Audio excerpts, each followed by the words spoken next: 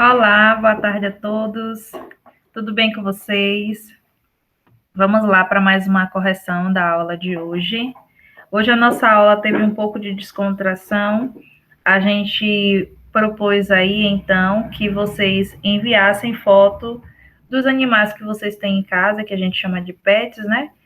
Que, como hoje a gente trabalhou com seres consumidores, seres decompositores, a gente viu então que os nossos animais de casa, eles também são então seres consumidores e por isso eles então representam aí um desses tipos de animais que a gente viu, ok? Então essa foi a nossa proposta e vamos lá para a correção da aula de hoje. Na nossa correção, eu vou iniciar com a atividade de educação em saúde, que falou sobre a importância de a gente consumir água. Quando a gente consome água, a gente está repondo essa boa parte, né, que o nosso corpo ele é composto. A gente viu que o nosso corpo ele é composto por 70% de água. Então, por isso, a gente precisa estar se hidratando o tempo todo. Aqui tem, inclusive, uma média de quanto vocês precisam ingerir de água por dia. Então, a maioria de vocês aí tem entre 9 e 13 anos.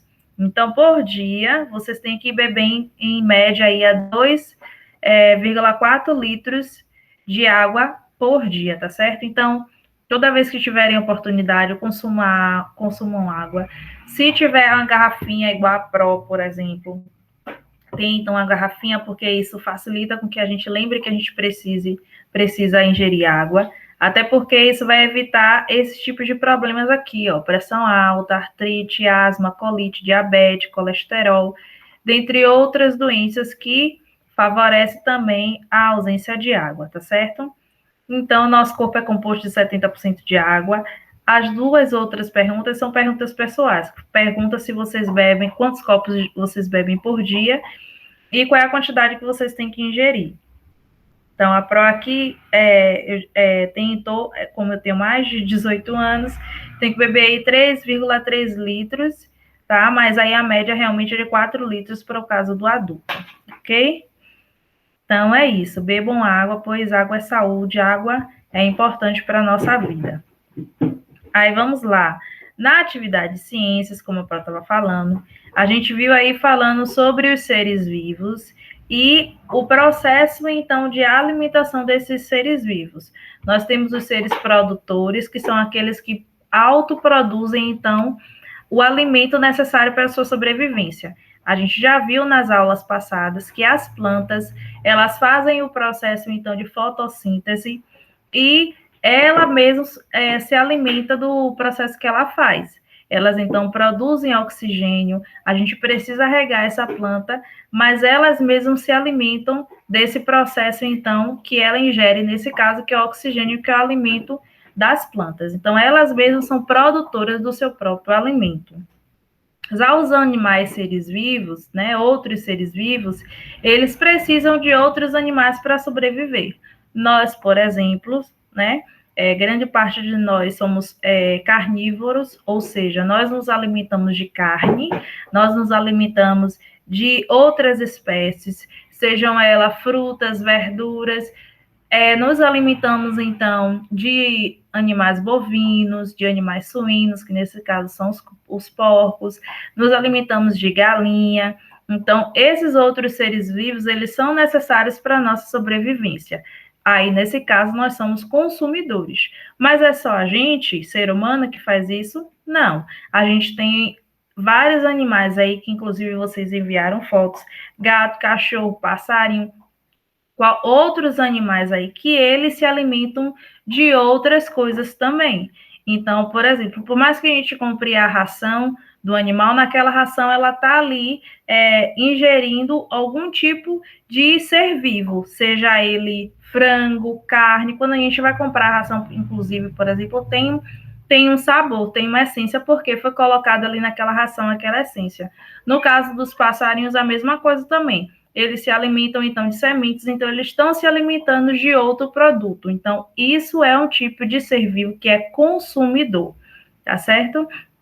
Já os restos de plantas, eles se decompõem e eles sobrevivem através disso, né? Há seres que se decompõem, restos de plantas de animais mortos, esses são chamados de decompositores. Eles se decompõem, então por isso eles sobrevivem a partir desse processo.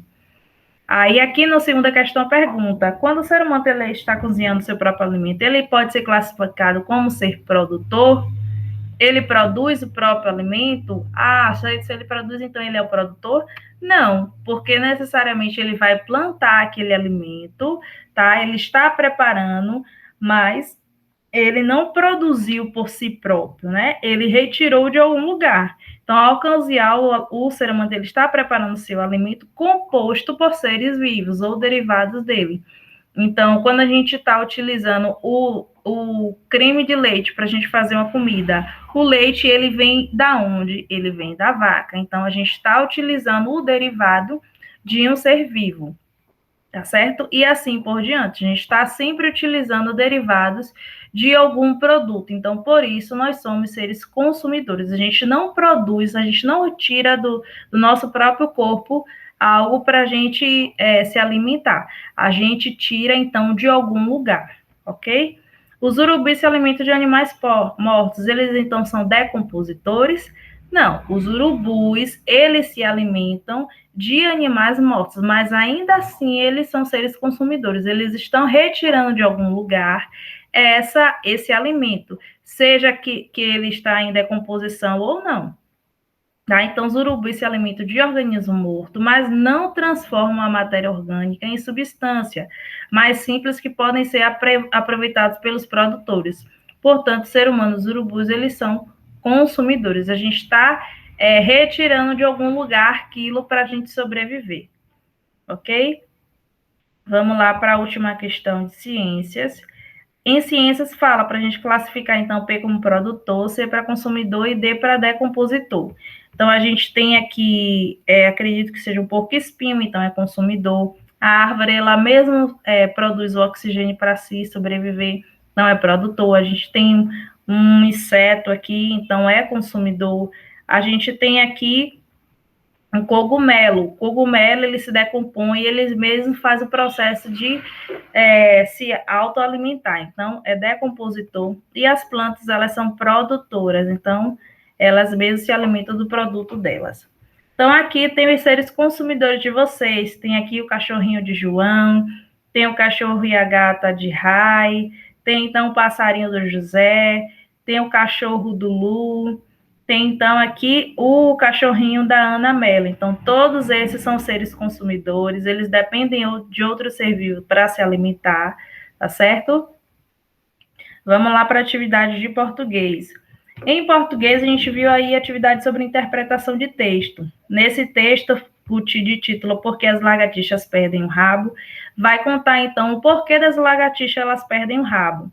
A gente viu que é um mecanismo de defesa que elas utilizam quando elas estão em perigo, para então se afugentar, né? Fugir daquela situação. Então, ela, quando está em uma situação de perigo, que tem um animal querendo se alimentar dela, né? E aí volta ao processo do que a gente estava falando, ela é um ser consumidor, né? E outros animais que se alimentam dela também são seres consumidores. Eles, então, o que ela faz? Ela, então, solta o rabo para que esse animal, então, fique pensando que ela que está ali naquele momento. E como o rabo fica balançando até um determinado tempo, então, o animal ele vai ficar distraído com aquele rabo balançando e, consequentemente, ela, então, vai fugir. Isso possa ser que dê certo, possa ser que dê certo, né? Em alguns momentos, possa ser que não dê certo, mas é uma estratégia que ela tem aí para tentar fugir dessa situação de perigo. Então, esse é bastante interessante esse texto, porque a gente entende que todos os animais, eles foram criados com mecanismos de defesa, tá certo? Só que a gente tem que entender que esse mecanismo de defesa, muitas vezes, ele é limitado. Vamos ver aí, inclusive, através da interpretação dessa atividade. Você já sabe que o rabinho da lagartixa se movimenta sozinho porque ele o solta. Por que ela faz isso? Ela quer escapar, né, do predador, daquele ali que está tentando capturar ela. O que é a lagartixa cotó? É aquela que, então, está sem rabo, ou então só com um pedaço do rabo. Que nome é dado ao rabo? cauda, né? Esse é o nome científico dado ao rabo dos animais. A que grupo dos animais pertence a lagartixa? Vimos que, então, que ela é um réptil, né? Como a cobra, tartaruga, jacarés, são, então, répteis. Qual é o nome que dá a capacidade da lagartixa tem de desprender do rabo? Autotomia, tá? Esse é o nome científico. Quais são os animais que são ameaçados pela lagartixa? Aves, gambás, gatos e cobras, inclusive meus gatos amam pegar a lagartixa. A cauda é regenerada, é a parte que cresceu de novo, pode se quebrar da mesma maneira ou em outra situação de perigo?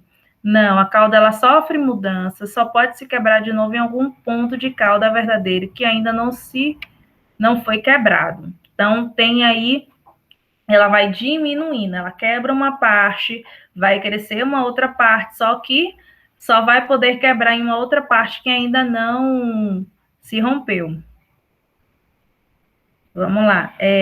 Aqui é para a gente numerar as frases de acordo com a ordem do que acontece. Então, aqui, a lagartixa ela corre para algum perigo e foge do predador. Se não conseguir, ela solta a cauda. A cauda solta fica se mexendo para o lado com alguns segundos. Enquanto isso, a lagartixa aproveita para correr e fugir. A cauda ela cresce de novo na lagartixa, mas não pode se quebrar no mesmo lugar em que se quebrou da primeira vez. Então, por que não deve fazer a lagartixa perder a cauda por brincadeira? Porque isso diminui suas chances de salvar a vida em um ataque de predador, já que o mecanismo de soltar a cauda ele é limitado, tá certo? Então é isso, gente. A gente volta a se ver então na quinta-feira com novas atividades de português, tá certo? Deixo um beijo para vocês. Até mais.